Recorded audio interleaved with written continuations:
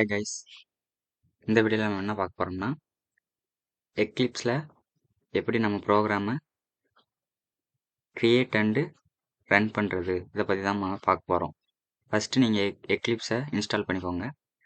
Install பண்ணோன்னே இந்த left side பார்த்தீங்கன்னா க்ரியேட் ஜாவா ப்ராஜெக்ட், மேவன் ப்ராஜெக்ட்லாம் இருக்கும். நம்ம இப்போ ஜாவா ப்ராஜெக்ட் க்ரியேட் பண்ண போகிறோம். ஸோ நீங்கள் ஜாவா ப்ராஜெக்டை கிளிக் பண்ணிக்கோங்க.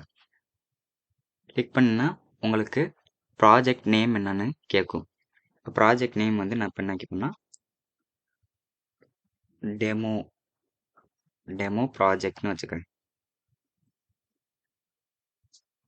இங்கே வந்து டிஃபால்ட் லொக்கேஷன் நம்ம கொடுத்துக்கலாம். இல்லாட்டி நீங்கள் ப்ரௌஸ் பண்ணி எனக்கு இந்த லொக்கேஷனில் தான் வேணும் அப்படின்னு கூட இதில் கொடுத்துக்கலாம். இப்போ நான் வந்து டிஃபால்ட் லொக்கேஷனே கொடுத்துக்கிறேன்.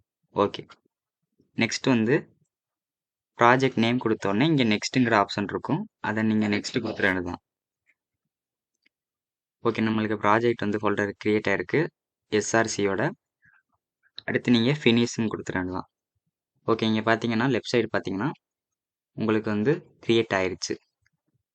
ஜாவா ரன் டைம் என்விரான்மெண்ட்டோட சேர்த்து எஸ்ஆர்சி வந்துருச்சு. இந்த எஸ்ஆர்சிக்குள்ளே தான் நம்ம கிளாஸ் க்ரியேட் பண்ண போகிறோம். அப்போ இந்த எஸ்ஆர்சியை கிளிக் பண்ணிட்டு ரைட் கிளிக் பண்ணிடுங்க.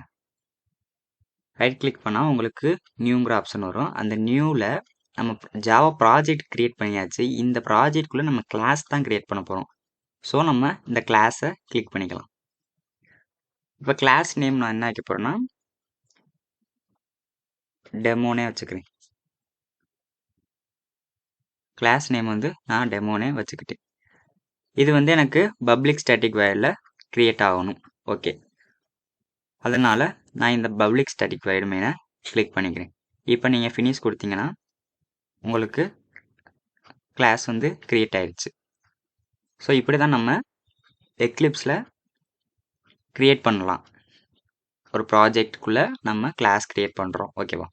அடுத்து வந்து இதை கம்பைல் பண்ணுற ரன் பண்ண போகிறோம்.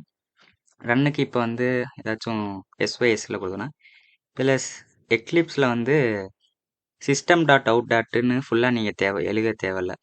SYS1 கொடுத்து கண்ட்ரோல் பார் அந்த ஸ்பேஸ் பெருசாக இருக்கும்ல, அந்த ஸ்பேஸ் கொடுத்தீங்கன்னா உங்களுக்கு system.out.println உங்களுக்கு வந்துடும். இந்த டபுள் கோட்ஸ்குள்ளே நம்ம ஹலோ வேர்ல்டு அப்படின்னு கொடுத்துக்கலாம். இங்கே வந்து ரன்னுங்கிற ஆப்ஷன் இங்கே இருக்கும். இந்த மேலே இந்த விண்டோஸ் பக்கத்தில் இருக்கும். இந்த ரன்னுங்கிற ஆப்ஷன் கொடுத்துக்கோங்க. ரன் கொடுத்து இங்கே ஓகே கொடுத்தீங்கன்னா உங்களுக்கு ஓகே, நம்மளுக்கு இங்கே ரன்னு ஆகுது. ஸோ இன்னொரு வீடியோத்துலேயும் பண்ணலாம் ரன்னு. ரைட் கிளிக் பண்ணிக்கிட்டு அப்படியே கீழே வந்தீங்கன்னா இங்கே ரன்னஸ்ன்னு இருக்கும். ரன்னஸில் ஜாவா அப்ளிகேஷன் இதை கிளிக் பண்ணாலும் இதுவும் இப்படி கொடுத்தாலும் நம்மளுக்கு ரன் ஆகும். ரெண்டு விதத்தில் நம்ம ரன் பண்ணிக்கலாம். இங்கேயும் கொடுத்துக்கலாம், அந்த மேலே இருக்குல்ல இங்கேயும் கொடுத்துக்கலாம். இல்லாட்டி ரைட் கிளிக் பண்ணி அந்த ரன்னஸ்ன்னு வரும், அதில் ஜாவா அப்ளிகேஷன் வந்து கிளிக் பண்ணால் உங்களுக்கு அதுக்குள்ளே ரன் ஆகும். ஸோ இது உங்களுக்கு புரிஞ்சிருக்குன்னு நினைக்கிறேன். எக்லிப்ஸில் நம்ம ஃபஸ்ட்டு என்ன ப்ராஜெக்ட் வந்து க்ரியேட் பண்ண போகிறோம். அந்த ப்ராஜெக்ட்குள்ளே நம்ம எஸ்ஆர்சியில் ரைட் கிளிக் பண்ணி அதில் வந்து ஒரு கிளாஸ் க்ரியேட் பண்ணுறோம். அது என்ன பப்ளிக் ஸ்டாட்டிக் ஃபைலில் இருக்குமா இல்லை ஏதாச்சும் இருக்கணும் இன்ஹெரிட்டன்ஸில் இருக்கணுமா நம்ம சூஸ் பண்ணிக்கலாம். நெக்ஸ்ட் வந்து ரன் பண்ணுறதுன்னு பார்த்தோம். இந்த மேலே இருக்க ரன்னு இல்லாட்டி ரைட் கிளிக் பண்ணி ரன்னஸில் போய் ஜாவா அப்ளிகேஷன் அப்படி கூட கொடுத்துக்கலாம். ஓகேவா? ஸோ இந்த வீடியோ உங்களுக்கு யூஸ்ஃபுல்லாக இருந்துச்சுன்னா மறக்காமல் நம்ம சேனலை சப்ஸ்கிரைப் பண்ணி விட்ருங்க. உங்கள் ஃப்ரெண்ட்ஸுக்கும் இதை ஷேர் பண்ணி விட்ருங்க. தேங்க்யூ.